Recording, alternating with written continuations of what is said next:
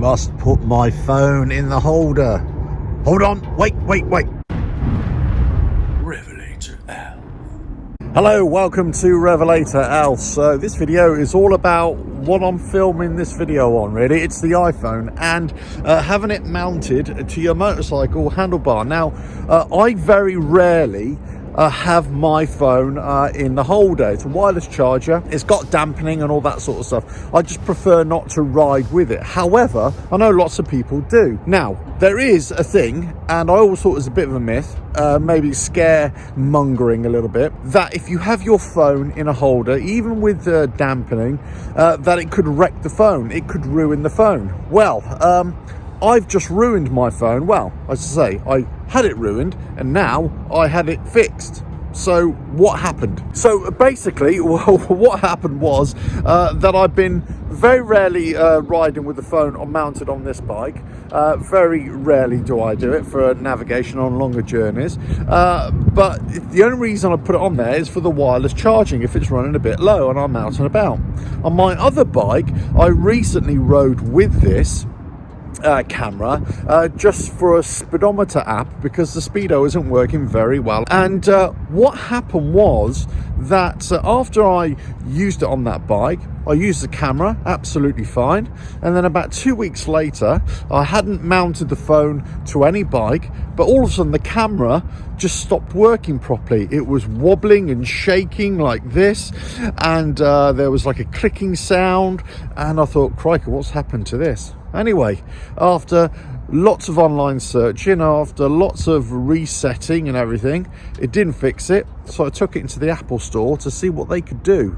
Now, here's a lesson for you all. Don't walk into an Apple store with a problem with your phone, in your motorcycle gear and a helmet. Because the first thing they asked me was this. Have you been riding with your phone on a motorcycle? And I was honest. I said, well, no, actually, very rarely do I. And ever since I've been riding on it last time, the camera was working, then it suddenly stopped. And they were like, okay. But I did say, well, I've done a lot of online research and lots of people have mentioned that this camera had failed. And they were like, right, we think we know what it is. It's two little screws on holding the camera in place, and that's why every time it wants to focus or autofocus, that's why you got this rattling sound and the image is not being stabilized. There you go, look at that. Wobbly picture and making a noise as well.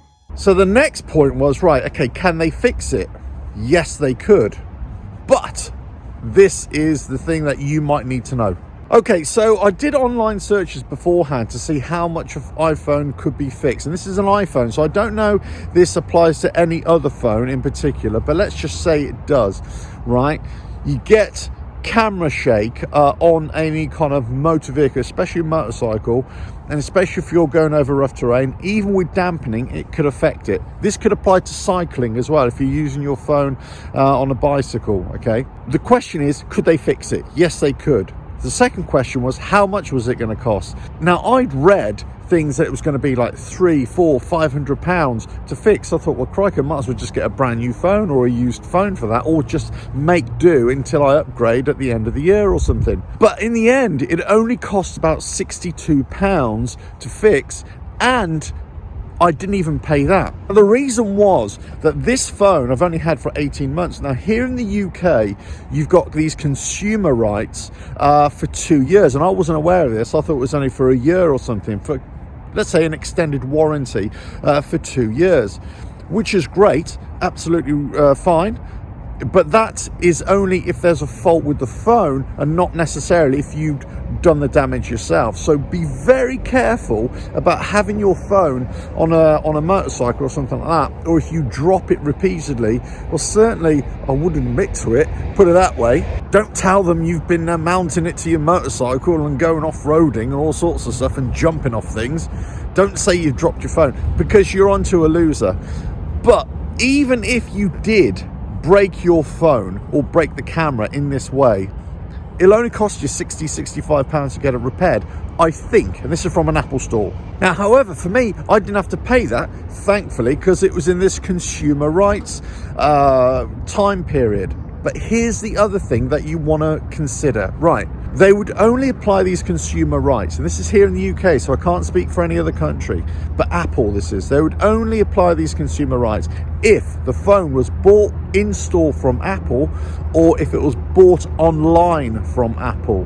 If you bought anywhere else, or if you're on a contract, a phone contract, I don't think this would apply at all. So you have to be aware of this, that if you're riding with your phone on your bike, and it's especially if you're doing it a lot, even with dampening as well on those the newer phone holders, let's say, it could still affect it, and you could still wreck the camera on the phone. And also the charge may be applicable or not, depending on, one, if it's self-inflicted, or two, if you haven't bought the phone or have bought the phone from Apple directly. Okay, so what's the solution to this? Well, do you know what? If you're going on a longer journey on a smooth road, I don't think it's really going to be that much of an issue, but it's something to be certainly aware of.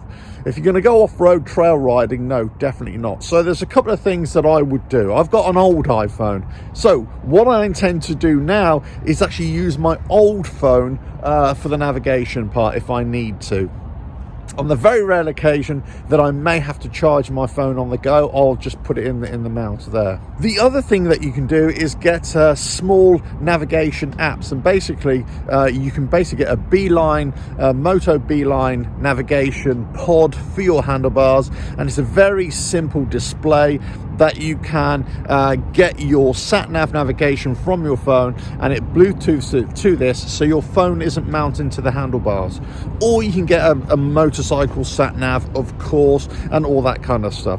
But if you want to try and do it on the cheap, and this is why people use their phones for sat-nav, as they're riding along, it's probably not a good idea to have your phone mounted to the handlebars anymore. People have always said this, but I think this is definitive proof from my eyes that actually this can happen.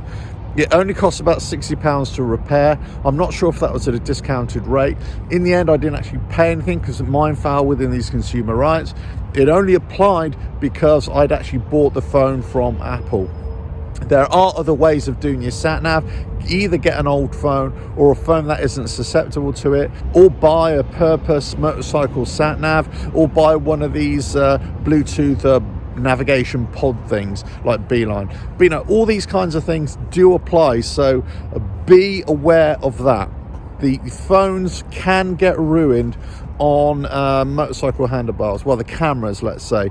It is fixable, but it just destroys the camera function. So you need to take it in, then need to open up the phone and do their wizardry, and away you go. Hey, I thought I'd bring that to you, but because I know lots of people do use their phones on their motorcycles, and I know the mounts have changed to try and combat this. And I did speak to the person. They said, yeah, actually people do bring in their phones either when they've got dampening or not, and they do get damaged because of it. So that's just something to be aware of. But there we go. Anyway, hope you found that useful. Don't forget to subscribe, hit that bell, like and share. Check out the website RevelatorAlf.com, and look, no more camera shake for me. Ta-da.